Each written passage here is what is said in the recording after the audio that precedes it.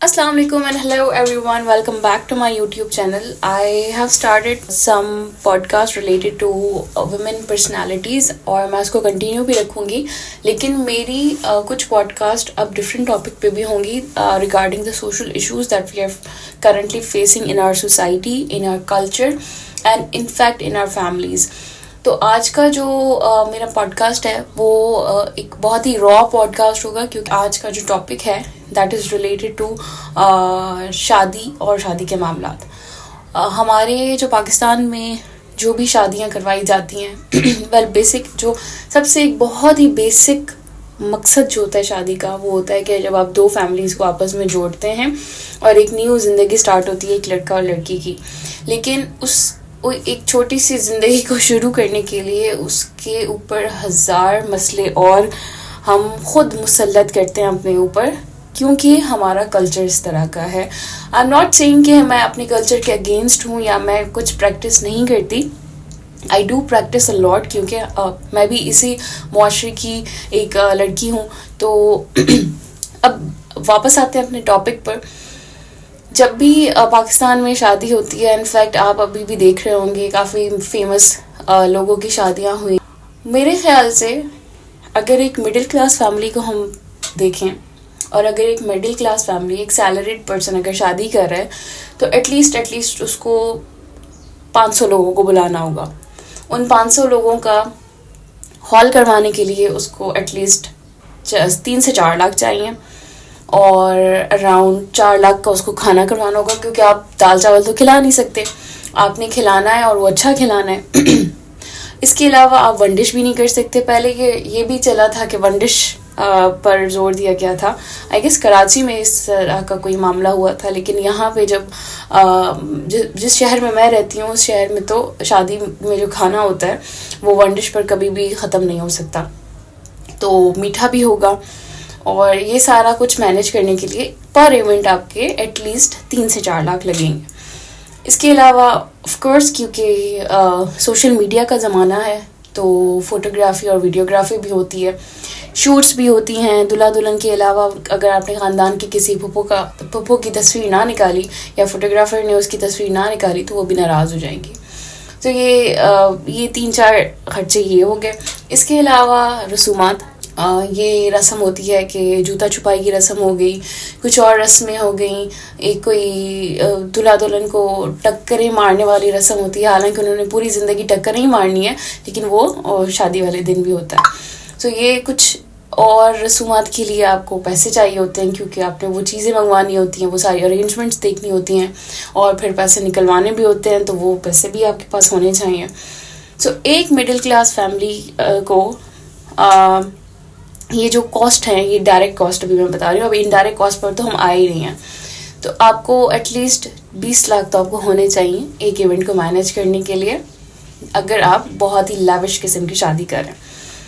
सो अब करनी है तो खाली नेसेसरी इवेंट्स के अलावा भी तो कुछ देखना है ना। आपने मेहंदी भी करनी है, हालांकि मेहंदी का कोई कॉन्सेप्ट नहीं है हमारे अगर रिलीजन को देखा जाए, या फिर अगर आप वैसे भी नॉर्मली भी अगर आप एक रैशनल सोच के साथ अगर सोचें, mehndi is nothing but just an unnecessary burden on you, क्योंकि आप लोगों को इनवाइट करते हैं, 1-2 रस्में करते हैं, बुलाते हैं, नाचते हैं, गाते हैं, खुशियाँ मनाते हैं और फिर खाना खुलवा देते हैं और ये पूरी एक रात ख़त्म हो जाती है आपकी।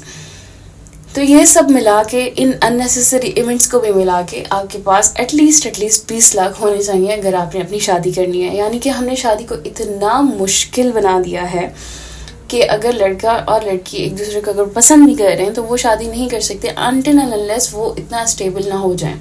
ये भी एक बहुत बड़ा प्रेशर और बर्डन आ जाता है लड़का और लड़की पर कि वो अपने आप को हैंडल कर सकते हैं, अपना खर्चा मैनेज कर सकते हैं, लेकिन शादी के खर्चे को कैसे देखेंगे।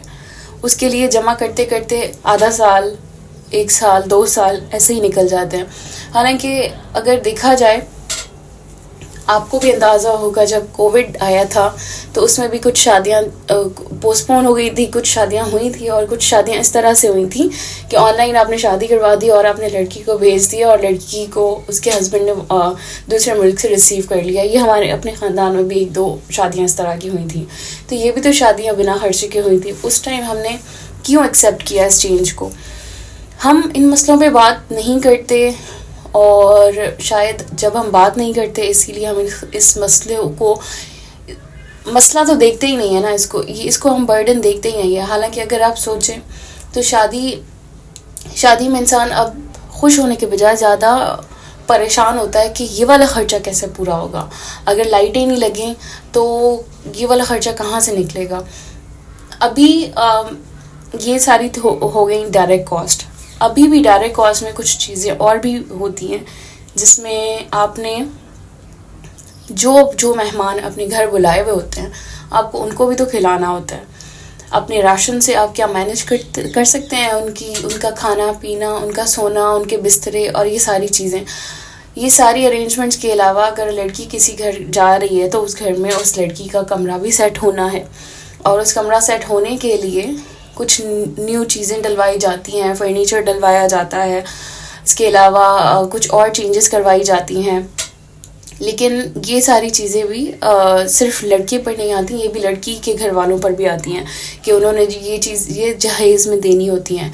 ये हमारा वैसे तो हम जहेज़ का बहुत पुरानी हिस्ट्री एक है और इसको एक as a social problem, as a social burden भी देखा जाता है। एंड आई रियली अप्रिशिएट कि अब वो चीज़ें बहुत कम हो गई हैं हमारे कल्चर में। अब इसके अलावा कुछ और चीज़ें कि लंबी शादियां हो जाती हैं। आपने अब वैसे हमें तो कोशिश करनी चाहिए कि हमें फंक्शंस को और कम करना चाहिए आफ्टर कोविड-19। हमें इस चीज़ को रियलाइज़ करना चाहिए कि simple weddings are part of the trend. ये भी एक पार्ट है कि आप चाहें आप आराम से सिंप्लीफाइड निकाह कर लें, उसके बाद रुखसती करवा लें और उसके बाद वलीमा कर लें। लेकिन अब कुछ हमारे जो बहुत, आई वोंट टेक नेम्स, लेकिन काफ़ी हमारे फेमस टिकटॉकर्स हैं या फिर कुछ यूट्यूबर्स हैं, उन्होंने ये ट्रेंड एक सेट कर दिया कि लंबी शादियां भी होनी चाहिए। अब लंबी शादियों में आपका ब्राइडल शावर आ जाता है, आपकी कवाली नाइट आ जाती है। उस कवाली नाइट के अलावा कुछ बॉलीवुड नाइट्स का भी ट्रेंड चला बीच में। उसके अलावा फिर मेहंदी अलग हो रही है और शहंदी अलग हो रही है, शादी अलग हो रही है, रुखसती अलग हो रही है। ये कोई 7-8 मिला के फंक्शंस हो गए। I don't know if they have that money, वो स्पेंड करते हैं, लेकिन वो जो क्रिएट कर रहे हैं, जिस ट्रेंड को क्रिएट कर रहे हैं वो अगले बंदे के लिए एक सोशल प्रेशर बन जाता है।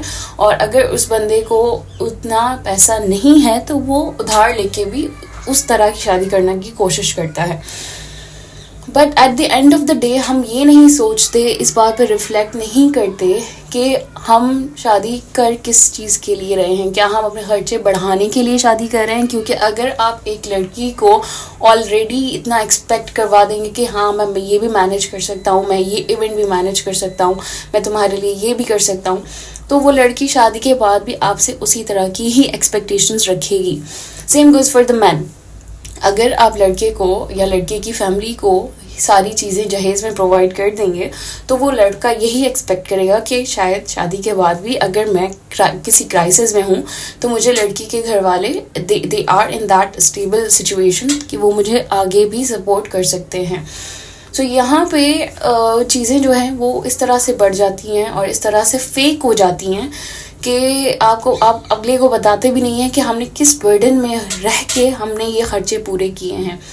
सो मेरा आज का जो टॉपिक था वो था डायरेक्ट कॉस्ट क्या है और इनडायरेक्ट कॉस्ट क्या है। अभी हमने सिर्फ डायरेक्ट पे बात की है। And stay tuned.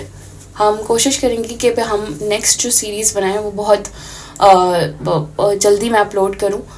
I know I take time in uploading, लेकिन मैं कोशिश करूंगी कि मैं इस इशू को और ज़्यादा खुल के सामने लेके आऊँ, क्योंकि ये बहुत बड़ा हमारा सबका सोशल प्रॉब्लम है।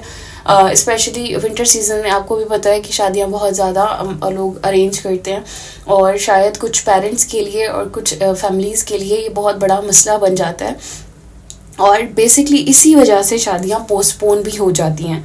कि अभी हमारे पास इतना पैसा नहीं है, हम नेक्स्ट ईयर कर सकते हैं, या नेक्स्ट ईयर मैनेज कर सकते हैं, या नेक्स्ट ईयर हम रुखसती दे सकते हैं. So stay tuned and we'll meet again. Allah हाफिज़.